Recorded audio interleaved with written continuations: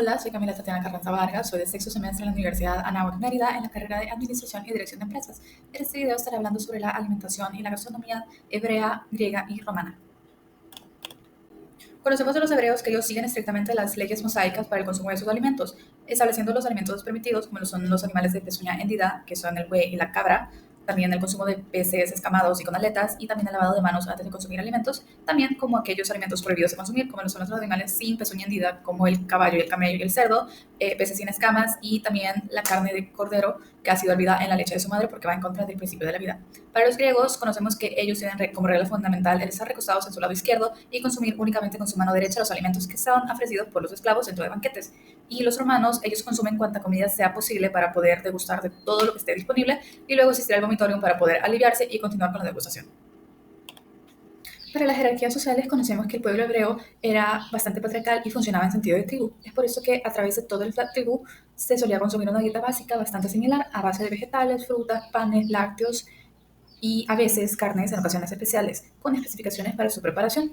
En cuanto al pueblo griego, sabemos que la clase alta acostumbraba a comer la cena acompañado por otras personas del mismo estatus dentro de banquetes para poder socializar y consumían más de dos tipos de platillos que eran ofrecidos por esclavos. En cuanto a los romanos, funcionaba igual como clase alta, que estará permitida participar en banquetes y socializar, también disfrutar de espectáculos y de decoraciones lujosas, mientras que los esclavos eran aquellos que preparaban los alimentos y los servían para la clase alta. En cuanto a los hebreos, aunque principalmente consideraban las enfermedades como un tipo de castigo divino que se tenía que resolver mediante la oración y el perdón de Dios, eso no quita que ellos también en ocasiones utilizaban bálsamos y ungüentos en base de plantas aromáticas. En cuanto a los griegos, a ellos se les reconoce el uso de la bebida tisana y también el uso del vinagre. La tisana es una cocción de hierbas aromáticas diferentes del té por sus proporciones, a la cual se acudía como un tipo de remedio para malestar estomacal. Y los romanos, a pesar de que el alimento que más utilizaban es de origen griego, ellos lo utilizaban muchísimo. Era la salsa garum, un tipo de salsa que era fermentado en base a las vísceras de pescado. Este lo usaban tanto para condimentar las comidas como para asistir en una buena digestión. Para los hebreos, este era un pueblo que principalmente se alimentaba de algunos pescados escamados. En ocasiones utilizaban la carne de buey, la cabra o la oveja, muy pocas veces la de res para las grandes festividades. También basaban mucho su alimentación en vegetales como la cebolla y el ajo, las lentejas hervidas, el cilantro y algunas frutas como son los dátiles, las uvas y las granadas. En cuanto a los griegos, al ser una población que se encontraba muy cercana al mar, pues utilizaban muchísimo el pescado para sus comidas diarias. Entre esos está la sardina, el atún y algunos diversos moluscos. También consumían cordero, cabrito y sus derivados, que son la leche y el queso. También consumían muchísimas las legumbres, como son las habas y las lentejas, y tenían en común el consumo de la cebolla y el ajo. También consumían muchos espárragos y frutos como lo es el higo y las manzanas.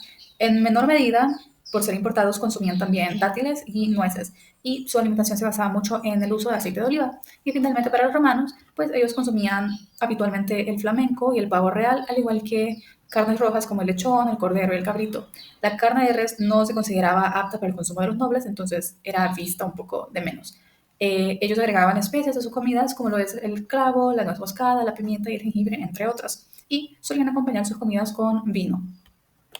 Los hebreos específicamente sí se conoce que hervían muchísimos de sus alimentos para poder consumirlos y también aplicaban los reglamentos de las leyes mosaicas para poder preparar los alimentos puros.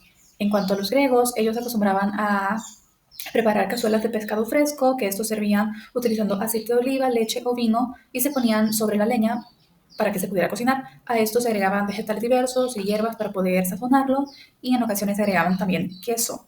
Y los romanos, lo más común era que sus comidas fueran preparadas o cocidas al fuego por los esclavos cocineros. Utilizaban muchísimo los sazonadores del garum para poder agregar sabor a la comida y también lo acompañaban con pan que era preparado por las mujeres, ya que en ese entonces no había panaderos.